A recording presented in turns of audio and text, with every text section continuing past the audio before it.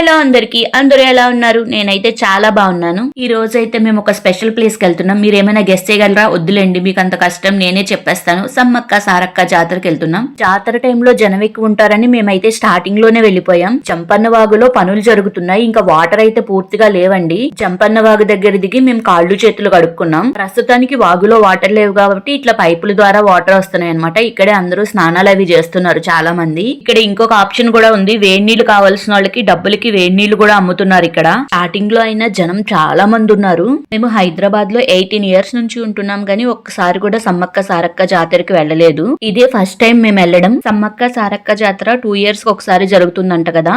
Last time మా apartment లో ఒకళ్ళు వాళ్ళకి మొక్కుందని సమ్మక్క సారక్క జాతరకి వెళ్ళి మాకు బెల్లం తీసుకొచ్చి ఇచ్చారు. నేను అప్పుడే అనుకున్నాను నెక్స్ట్ టైం మనం కూడా సమ్మక్క సారక్క జాతరకి ఖచ్చితంగా వెళ్ళాలి. ఆ వెళ్ళినప్పుడు మా అమ్మాయి ఎంత వెయిట్ ఉంటే అంత బెల్లం ఇస్తానని మొక్కుకున్నాను అనమాట.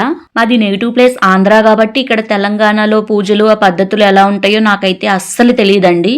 లాస్ట్ టైం మా అపార్ట్మెంట్ లో ఎవరైతే వెళ్లారో వాళ్ళని అడిగి ప్రొసీజర్ అంతా తెలుసుకుని సేమ్ అట్లానే చేసాము. మా అమ్మాయి 55 kgs ఉంది, అంతే బెల్లం తీసుకున్నాను. ఒక 2 kgల బెల్లం అమ్మవార్లకి సమర్పించి మిగిలిందంతా మా అపార్ట్మెంట్ లో వాళ్ళకి చుట్టాలకి అందరికి పంచిపెట్టానండి. ముందైతే మా అపార్ట్మెంట్ లో వాళ్ళందరూ కలిసి వెళ్దామని బస్ మాట్లాడుకుని ప్లాన్ చేసుకున్నాం, కానీ అందరికి కుదరలేదండి. అందుకే లాస్ట్ టైం వెళ్ళానన్నారు కదా, ఆ ఫ్యామిలీ మా ఫ్యామిలీ కలిపి 7-seater కార్ మాట్లాడుకుని వెళ్ళాము. మాది 7-seater కార్ కాబట్టి మా హస్బెండ్ మా కార్ లోనే వెళ్ళిపోదామన్నారు. మేము వెళ్ళిందేమో సండే, తెల్లారేమో మా హస్బెండ్ కి ఆఫీస్ ఉంది. అలాగే 10 hours చేది ఒక్కళ్ళే తోరలేరు. మాతో పాటు వచ్చిన ఫ్యామిలీ ఆయనకేమో కారు తోడడం రాదు అనేసి ఇంకా క్యాబ్ మాట్లాడుకున్నాం. మేము ఇంటి దగ్గర నుంచి 5:30కి బయలుదేరాం. ఇంకా తొందరగా బయలుదేరదాం అనుకున్నాం కానీ అటు సైడ్ తెలిసిన వాళ్ళు ఉన్నారు. వాళ్ళు అన్నారు పొగమంచు వల్ల రోడ్లు సరిగ్గా కనపట్లేదు, కొంచెం లేట్ గా బయలుదేరండి అని. వాళ్ళు చెప్పింది అయితే నిజమండి. మేము 5:30కి బయలుదేరినా కూడా అసలు రోడ్లు సరిగ్గా కనపడలేదు. అందుకే మాకు చాలా లేట్ అయిపోయింది. ఎలా అయితేనేమి అమ్మవార్ల దర్శనం అయితే మాకు చాలా బాగా జరిగిందండి. అసలైన జాతర ఈ మంత్ ఎండింగ్ అంట కదా, అందుకే ఏర్పాట్లన్నీ బాగా చేస్తున్నారు. అసలు ఇంకా పనులైతే పూర్తి కాలేదు, చాలా మంది పోలీసులు ఉన్నారు. అట్లాగే పనులు కూడా చాలా జరుగుతున్నాయి అక్కడ.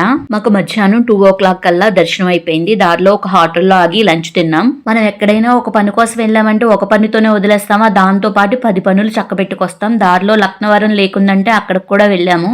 సమ్మక్క సారక్క జాతరకి ఎవరైతే వచ్చారో వాళ్ళందరూ కూడా ఇక్కడికి కూడా వచ్చేసారండి బాబు. ఇక్కడ కూడా ఫుల్ జనం ఉన్నారు. అక్కడ చూసుకుని చాలా మంది ఇక్కడికి కూడా వస్తున్నారు. ఈ బ్రిడ్జ్ పైన నడవడానికి మనిషికి 10 rupees ticket. Scenery, lake view అంతా బాగుంది. ఇక్కడైతే చాలా గేమ్స్ ఉన్నాయండి. Normal boat, speed boat, kayaking, zip line, cycling చాలా ఉన్నాయి చేసే వాళ్ళకి. మేమైతే ఏమీ ట్రై చేయలేదండి. మేమైతే చాలా ప్లేసెస్ లో ఈ బోటింగ్, జిప్ లైన్, ఈ కాయాకింగ్ అన్ని చేసేసాము. అందుకే బోర్ కొట్టేసింది. జస్ట్ సరదాగా చూడడానికి వెళ్ళామంతే. అలాగే మాతో పాటు ఇంకో ఫ్యామిలీ వచ్చింది కదా, వాళ్ళ పిల్లలు చేస్తా ఉన్నారని వెళ్ళాము. వాళ్ళేమో బోటింగ్ చేశారు. ఇక్కడ ఒక 2 hours ఉన్న తర్వాత రామప్ప టెంపుల్ కి వెళ్ళాం. రామప్ప టెంపుల్ 6 o'clockకే మూసేస్తారంట. మేము ఇక్కడ నుంచి వెళ్ళేటప్పటికి చాలా హడావుడి అయిపోయింది. అనవసరంగా ఈ లక్కవరం లేక్ వచ్చాం అనిపించింది. ఎందుకంటే జనరల్ గా మనం ఇవన్నీ చూస్తూనే ఉంటాం కదా, కానీ రామప్ప టెంపుల్ అయితే కొంచెం స్పెషల్ కదా అనేసి ఫాస్ట్ గా వచ్చేసాము. మేము వచ్చేటప్పటికి ఇంకా 1/2 hour టైం ఉంది. ఈ టెంపుల్ చాలా పురాతనమైనది. ఈ టెంపుల్ ని కాకతీయులు నిర్మించారు. కొన్ని సంవత్సరాల తర్వాత కొంతమంది రాజులు ఈ గుడిని పడగొట్టాలని ప్రయత్నించారు గాని వాళ్ళ వల్ల కాలేదు. కానీ కొంచెం డ్యామేజ్ అయ్యింది ఈ గుడి. ఇప్పుడు ఈ గుడిని ఆర్కియాలజీ డిపార్ట్మెంట్ స్వాధీనం చేసుకున్నారు. ఈ కరోనా వచ్చిన తర్వాత ఎవరెప్పుడు ఉంటారో ఎవరెప్పుడు పోతారో తెలియట్లేదు. అందుకే జనాలందరూ మెమరీస్ కలెక్ట్ చేసుకోవడానికి ఎవరి చేతుల్లో చూసినా ఫోన్లే, అందరూ వీడియోలు తీసుకోవడం, ఫోటోలు దిగడం ఇదే అయిపోయింది. అక్కడ ఉన్న ప్లేస్ చూడడం కన్నా కూడా ముందు వీటి మీదే ఎక్కువ ఫోకస్ చేస్తున్నారు అందరూను. ఆ రోజు మా లక్కు చాలా బాగుందనే చెప్పాలి. ఆ శివయ్యని దర్శించుకోవడానికి మాకు అదృష్టం బాగుంది. మేము ఇలా వెళ్ళి దర్శనం చేసుకున్నాం. 5 minutes లో టెంపుల్ మూసేశారు. కానీ ఆ రోజు చాలా అలసిపోయామండి బాబు. మేము మార్నింగ్ 5:30కి బయలుదేరితే ఇంటికి వచ్చేటప్పటికి నైట్ 11:30 అయింది. కనీసం నైట్ డిన్నర్ కూడా తినలేదు, అంత అలిసిపోయాం మేము. తర్వాత అనిపించింది మాకు ఒకే రోజు ఇంత జర్నీలు పెట్టుకోకూడదు, కొంచెం చూడాలి తప్ప అని అనుకున్నాం. ఈ గుడి నుంచి 1000 స్తంభాల గుడికి ఒక స్వరంగ మార్గం ఉందని అక్కడున్న గైడ్ చెప్పాడు. ఈ టెంపుల్లో నాకు బాగా నచ్చింది ఏంటంటే పాతకాలం వైబ్ అయితే క్లియర్ గా కనపడుతుంది. క్లియర్ గా తెలిసిపోతుంది అనమాట ఇది పాతకాలం నాటి టెంపుల్ అని.